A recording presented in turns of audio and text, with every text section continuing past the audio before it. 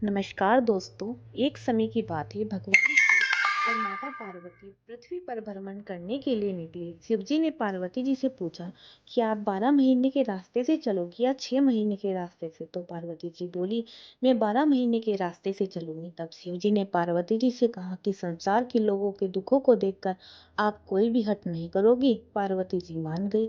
अब शिव जी पार्वती जी को लेकर चलते हैं तो रास्ते में देखते हैं कि एक घोड़े कष्ट आ रही थी। उसके बच्चा होने वाला था और वह दर्द में थी। तो उसकी पीड़ा देखकर पार्वती जी ने पूछा, यह घोड़ा क्यों कष्ट आ रही है।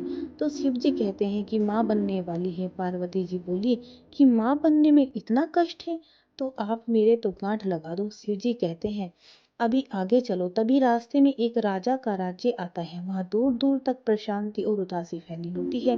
वह उदासी देखकर पार्वती जी पूछती है, यह सब उदास और शांत क्यों है। तब गांव के लोग कहते हैं, हमारे नगर की रानी माँ बनने वाली है और कष्ट में है, इसलिए हमारे गांव में उदासी छाई है।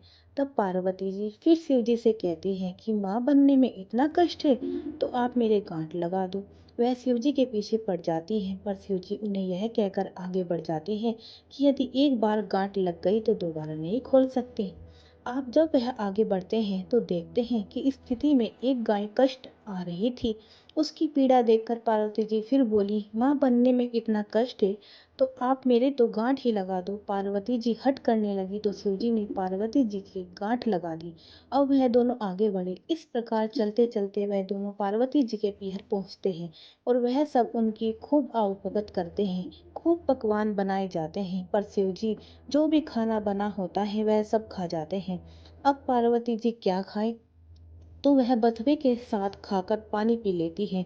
दोपहर में जब वह दोनों विश्राम करते हैं तो शिव जी पार्वती जी से पूछते हैं कि आपने क्या खाया। तो पार्वती जी कहती है, जो आपने खाया वही मैंने खाया। पार्वती जी के सोने की शिव जी उनके पेट की नाभि की ढूंढी खोलकर देखते हैं कि पार्वती जी ने क्या खाया। तो उनके पेट में बथुए का साग और पानी दिखता है। पार्वती के जागने के बाद शिव जी उनसे कहते हैं, आपने हमसे झूठ बोला था, आपने तो बथुआ और पानी पिया है।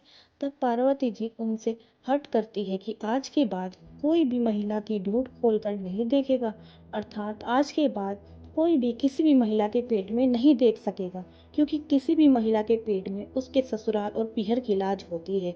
आप वचन दे। तब शिव जी को वचन देना पड़ता है। उसके बाद से अब तक किसी की भी ढूंढ नहीं खुलती।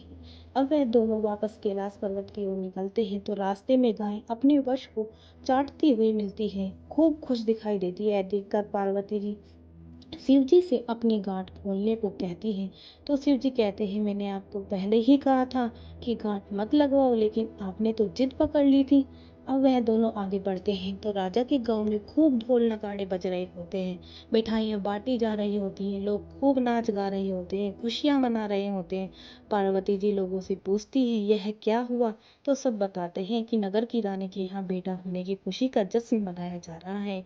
इसी तरह वे आगे चलते हैं तो उन्हें घोड़े भी अपने बच्चे के साथ खूब दिखाई देती है। देखकर खूब खुश दिखाई देती है। यह देखकर पार्वती जी फिर शिव जी से गांठ खोलने की जिद करने लगती है। तो शिव जी कहते हैं, मैंने आपसे पहले ही कहा था गांठ मत लगाओ, यह मृत्यु लोक में हर चीज आपको लुभाएगी, परंतु आप नहीं मानी, आपने जिद पकड़ ली। पार्वती जी के फिर हट करने पर शिव जी पार्वती जी की गांठ खोल देते हैं और वह दोनों कैलाश पर्वत पहुंच जाते हैं। भगवान शंकर जैसे पहले माता पार्वती के गांठ लगाए, किसी पर भी गांठ मत लगाना, और जैसे बाद में पार्वती जी की गांठ खोली, वैसे इस कहानी को कहने वाला, सुनने वाला और हुंकार बनने वाला सभी को अमर सुहाग देना। जय माता रानी की।